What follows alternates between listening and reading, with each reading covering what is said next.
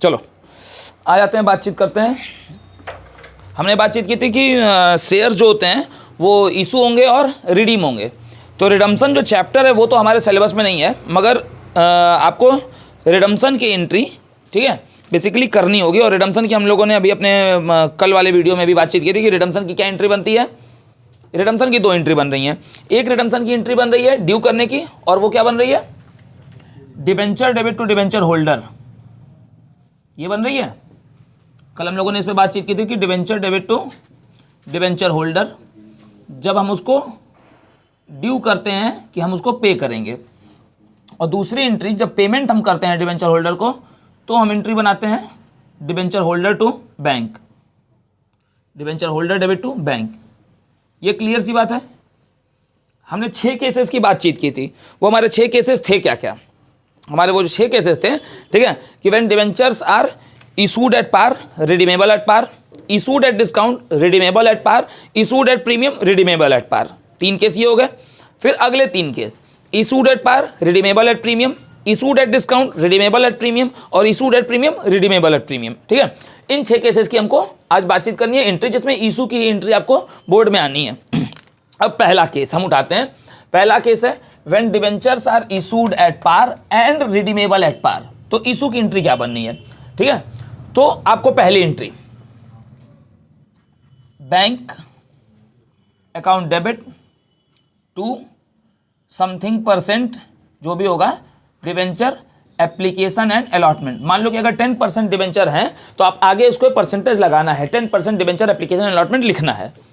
ये रिसीविंग की एंट्री है। और दूसरी एंट्री आपको ड्यू की क्या बनानी है, ड्यू की एंट्री बन जानी है debenture application and allotment debit to something percent debenture, जो भी क्वेश्चन में गिवन है। ठीक, अब कुछ जरूरी चीजें अभी जान जाओ, क्योंकि इसके बाद हम सिर्फ लगातार एंट्रीज बनाने वाले हैं। ठीक है, अब पहली जरूरी चीज क्या है कि डिबेंचर जो है इस एंट्री में, पहली एंट्री तुम्हारी किसकी है, रिसीव की है। इशू वाले में पहली एंट्री रिसीव की है, दूसरी ड्यू की है।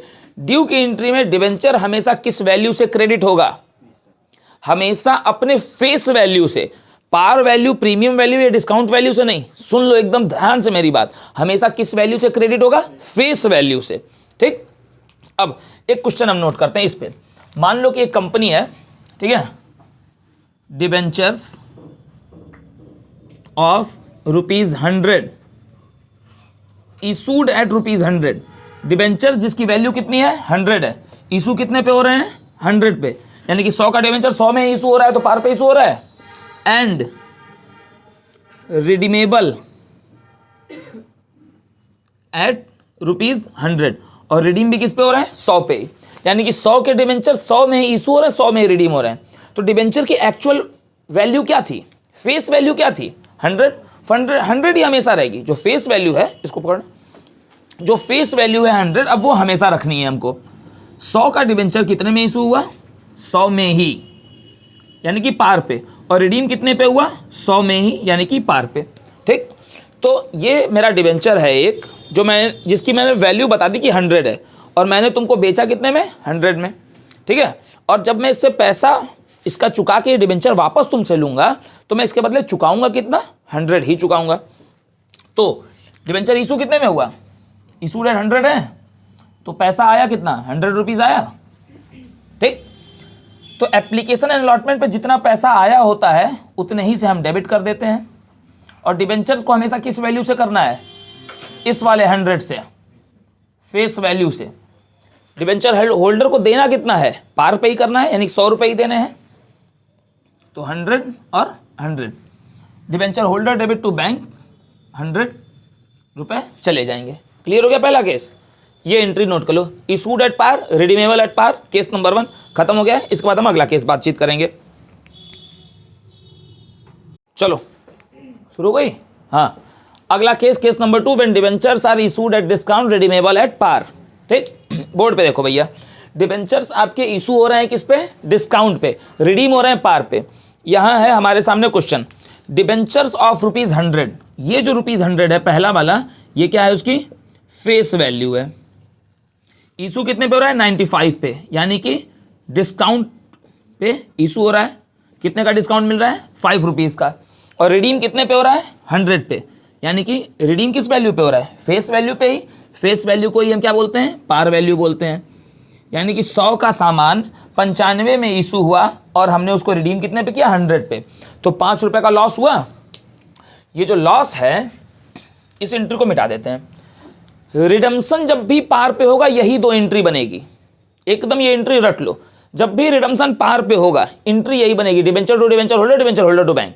ठीक है, ये पार के रिडम्पशन की यही एंट्री है। और प्रीमियम पे रिडम्पशन की एंट्री थोड़ी सी बदल जाएगी, वो हम देखेंगे। अब डिबेंचर्स कितने पे इशू हुए हैं, 95 पे। कंपनी को अमाउंट कितना मिला है, 95 मिला है। तो bank debit to debenture application allotment कितना चला जाएगा, 95।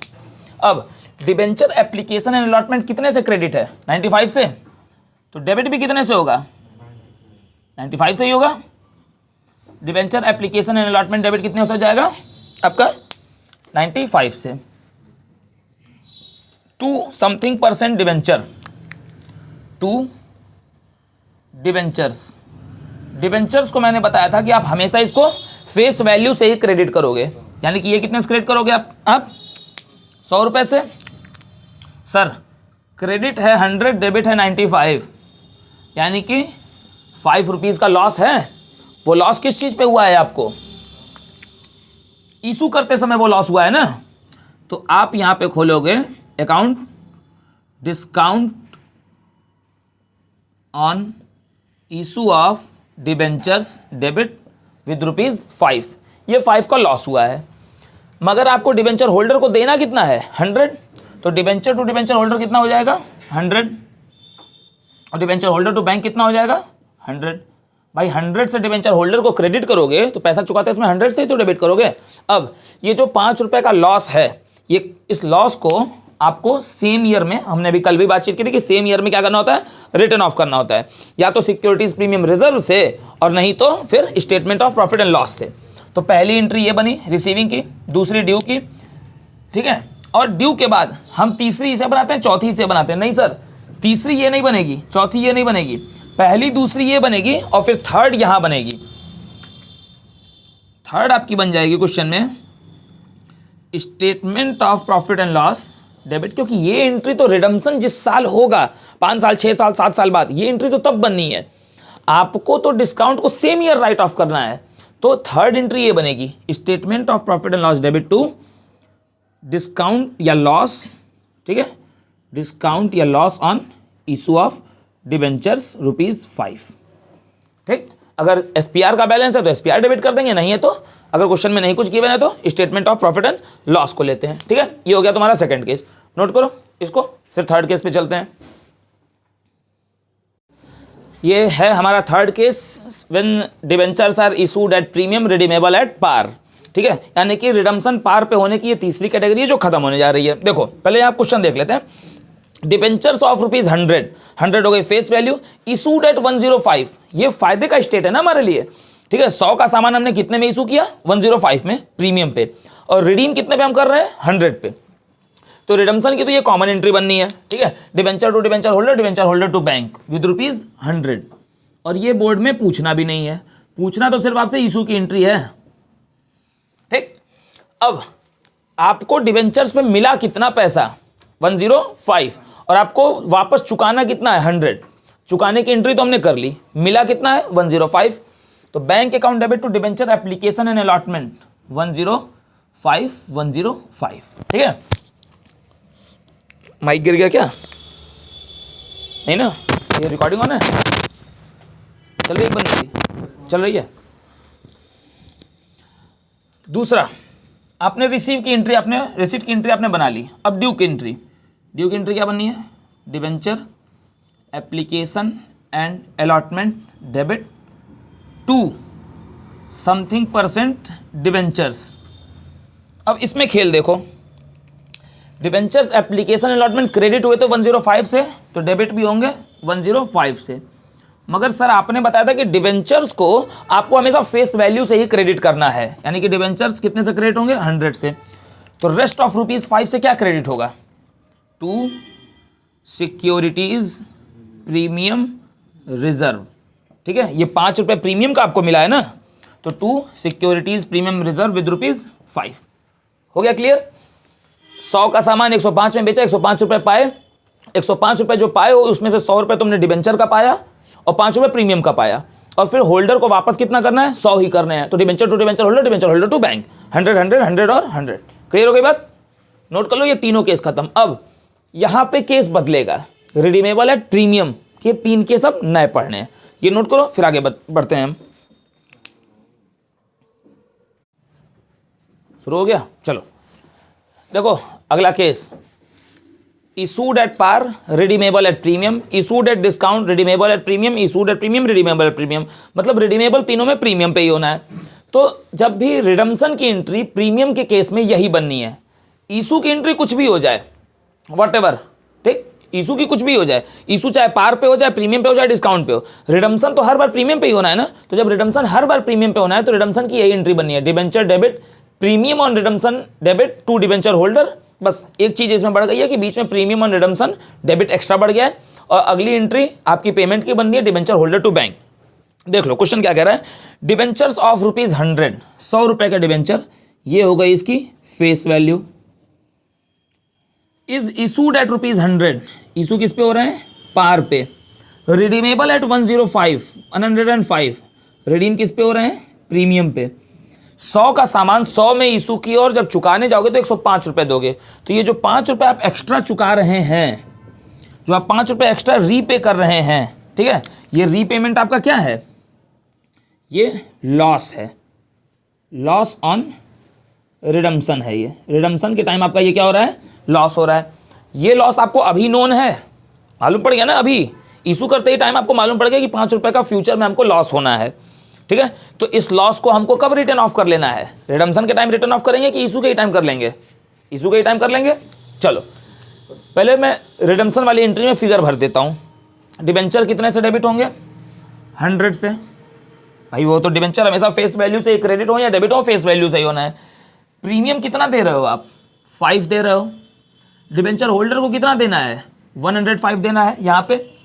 तो डिबेंचर होल्डर कितने से डेबिट होगा, debit the receiver 105 to bank 105, ये बात हो गई।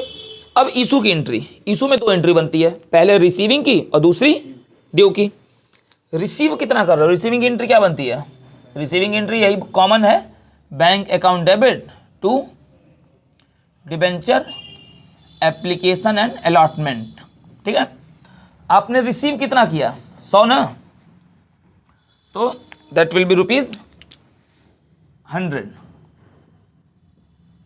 ठीक, ये बात हो गई। अब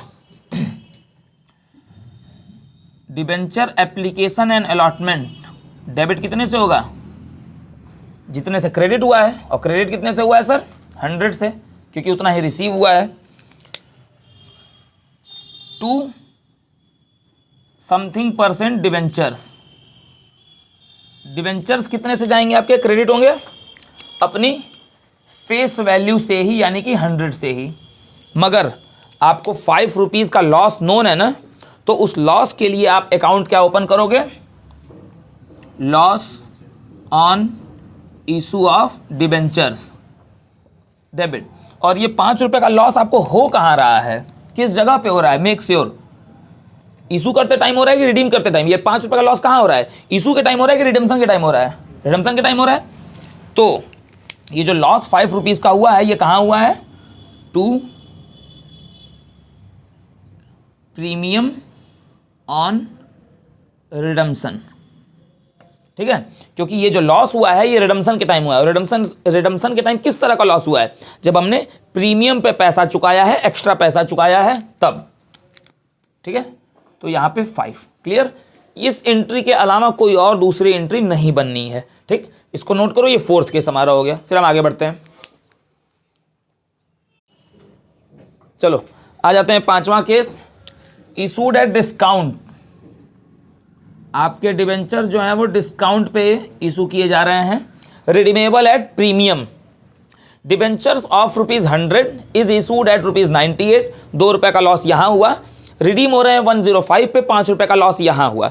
तो सबसे पहले तो ये मुझे बताओ कि नेट लॉस कितना हुआ, net loss on issue of debentures, debentures issue करते समय आपको नेट लॉस कितने का हुआ, ₹2 प्लस ₹5 कितने का हुआ, 7 का। ठीक है, टोटल लॉस 7 का हुआ, ₹2 इशू करते समय, ₹5 रिडीम करते समय। अब आप देखो वो एंट्री तो कॉमन है भाई, 105 पे रिडीम हो रहा है तो वो एंट्री तो कॉमन है। Bank debit to debenture application and allotment, receive कितना किए हो, 98 ही किए हो ना, जितना रिसीव किए उतने की एंट्री। अगली debenture application and allotment, debenture ज़्यादा बड़ा लिख दिया यार, ये तो पूरा आ नहीं पाएगा।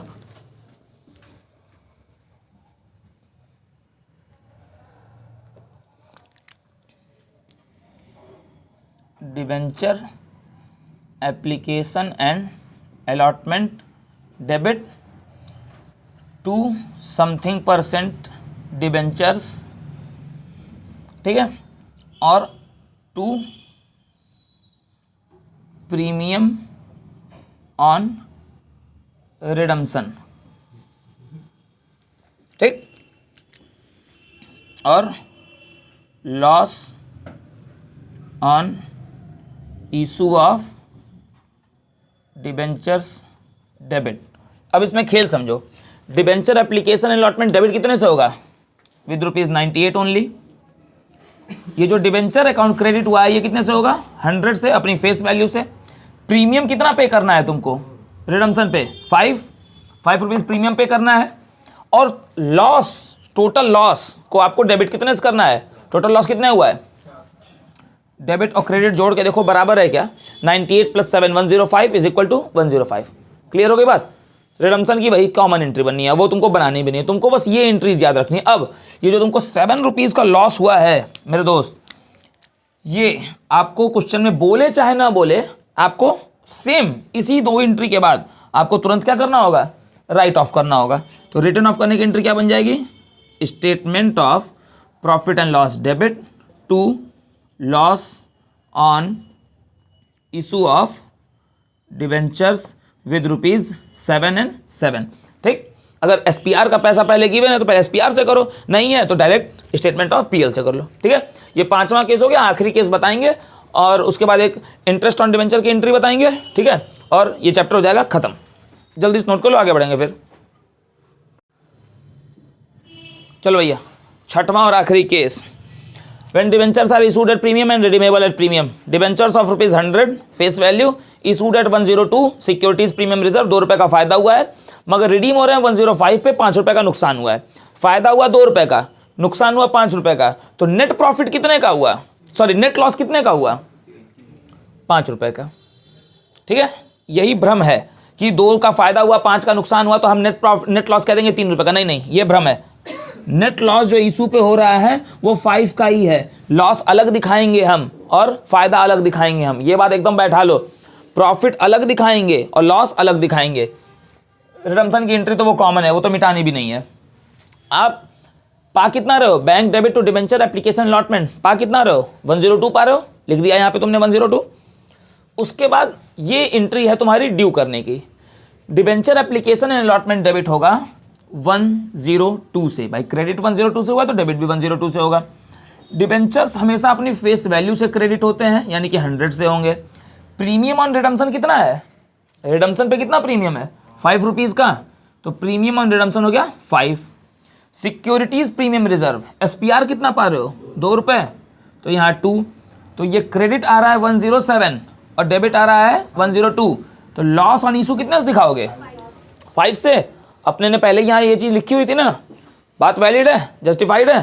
ये 6वां केस हो गया। इसके बाद 1-2 मिनट का, बस लेट मुझे मालूम है काफ़ी हो रहा है, बस 1-2 मिनट का है 6वां केस। 6वां तो केस खत्म हो गया।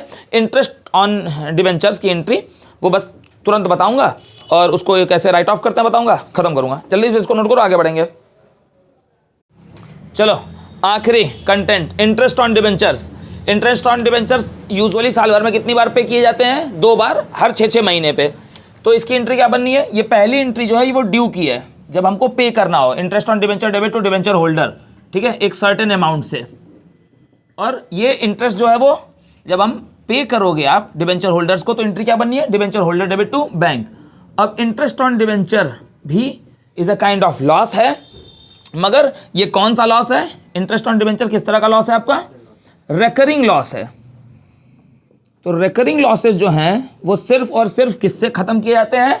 सिर्फ और सिर्फ वो statement of profit and loss से। इसमें अगर सिक्योरिटीज प्रीमियम रिजर्व का बैलेंस दिया भी हो तो भी एसपीआर के बैलेंस से नहीं खत्म किया जाएगा। ये खत्म सिर्फ और सिर्फ किससे होगा? Only from statement of PL. बस क्लियर हो गई बात? ठीक। तो अब हम लोग अपने ऑफलाइन फिजिकल क्लासेस में कुछ न्यूमेरिकल्स लगा लेंगे। ये चैप्टर भी जिसका वेटेज अप्रॉक्सीमेटली 10 से 12 नंबर है हमारा ख़त्म हो गया है। पूरी पार्टनरशिप और कंपनी मिला के 60 मार्क्स की पढ़ाई हमारी, ठीक है, यूट्यूब पे अवेलेबल है। ठीक, आप उसको इत्मीनान से देखिए, लाइक शेयर सब्सक्राइब करिए, दोस्तों तक मित्रों तक पहुंचाइए। ठीक है, तो ये भी खत्म हो गया, लेट भी तुम लोगों को काफ़ी हो रहा है। तो आज की हमारी बातचीत यहीं पे खत्म होती है। आप सभी का समय शुभ हो। जय हिंद।